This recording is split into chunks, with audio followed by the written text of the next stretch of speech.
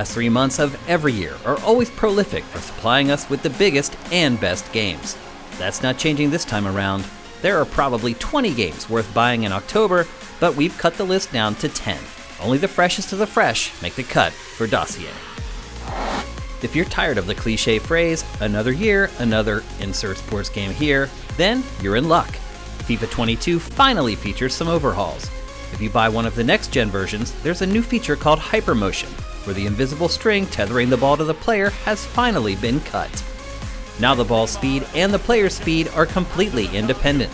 No matter which version you buy, there are new attack options, the goalie AI has been rewritten, classic star players are available in Ultimate Team, and so much more. Far Cry is Ubisoft's open-world shooter franchise that includes a lot of the same elements you find in its fantasy games like Assassin's Creed.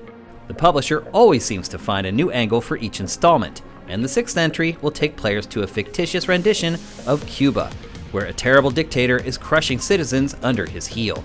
You lead the resistance, taking over pockets of the country while babysitting the leader's son who is teetering on the edge of freedom or fascism. Build weapons from the scrap heap to create liberty and justice for all. Though it may seem to have been taken from the latest headlines, just remember, like all Ubisoft's games, it's not political. The Switch just passed its 4th anniversary. In the modern age, with mid-cycle hardware refreshes like the PS4 Pro or Xbox One X, that's an eternity.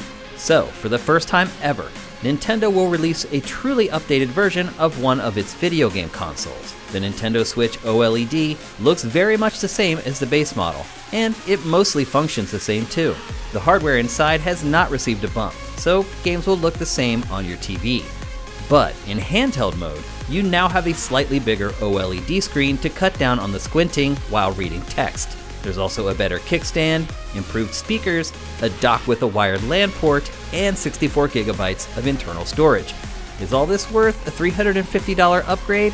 Maybe not, but for new buyers, it's definitely worth the extra $50. Launching the same day as the Switch OLED is Metroid Dread. The first new Metroid game in 11 years is a side-scroller, but it's built in 3D, so there are flourishes from the third perspective. It attempts to bring an end to the story arc started by the very first game for the NES. Samus investigates planet ZDR. As usual, a massive labyrinth of steel corridors and menacing caverns awaits, but with a twist. The bounty hunter is constantly stalked by a menacing droid, which adds a great deal of tension to a franchise that has made its hay by imposing isolation upon the player. It's a departure, to be sure, but if you want more 2D Metroid games in the future, we strongly advise investing in this one. While we patiently wait for Left 4 Dead 3, a crew of the franchise's former developers has run out of patience. Why wait for Valve to come through when you can do it yourself? Back 4 Blood features the same cooperative zombie-slaying action you'd expect, complete with mid-stage safe houses where you can reload and replenish. But in a new twist, there's a new card deck system, where you can truly outfit your survivor with all the tools they need to, well, survive. It's not exactly innovative, but there's an entire generation of players who have never tried Left 4 Dead. Bandai Namco's interactive horror series has been well received through its first 2 entries, and the third takes place in Iraq, in the early stages of the war. Filled with Middle Eastern horror legends, you play as 5 different characters who fall into a long-lost temple, and the nightmare begins. Your decisions have consequences in this character drama, and not everyone will make it out alive, so make your choices wisely. When the first Guardians of the Galaxy film was released, it was heralded for its tongue-in-cheek humor and its more gritty approach to the Marvel Cinematic Universe. The video game by the same name looks to have the same approach. It's a single-player action adventure, but that doesn't mean you won't rub elbows with your favorite characters. It's coming from the same studio that created the latest Deus Ex games, so its quality should be assured. It's a little late to the party, but it should make the event a whole lot more fun. If you're a fan of real-time strategy games, then you've probably already pre-ordered Age of Empires 4.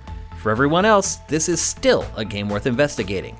New entries in the franchise don't come very often, but when they do, they're usually landmark releases that are supported by Microsoft for over a decade. That should be the case here. Plus, the game has received glowing praise from its myriad beta events.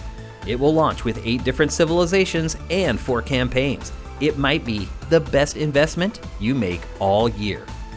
Ubisoft's extreme sports game Steep came and went without much fanfare, but it developed a dedicated fan base and the publisher never stopped updating it.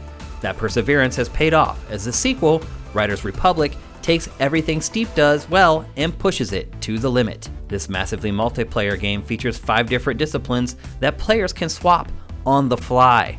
There's never been another game like it, and its betas have opened many eyes to its interesting possibilities. There aren't many Nintendo franchises with 2 entries for Switch, but Mario Party is about to become one of them. Mario Party Superstars is an all-star roundup of the best boards and minigames going all the way back to its N64 heyday. 100 classic minigames have made the cut, along with modes like Mount Minigames. It's not all a throwback though. There are also new boards and minigames for series veterans who yearn for something new. It might be the definitive Mario Party experience. Just don't be surprised if you end up having to send a Joy-Con or 2 in for repairs when you're done. Thanks for watching this month's rundown of the 10 games we recommend for purchase. As we said, there are plenty more worth considering for October. So head on over to SIFTD.net, tell us what you care about, and let your custom feed be your guide for the rest. If you like what we're doing, drop us a pledge at patreon.com/sifted so we can keep delivering more. We'll see you next month.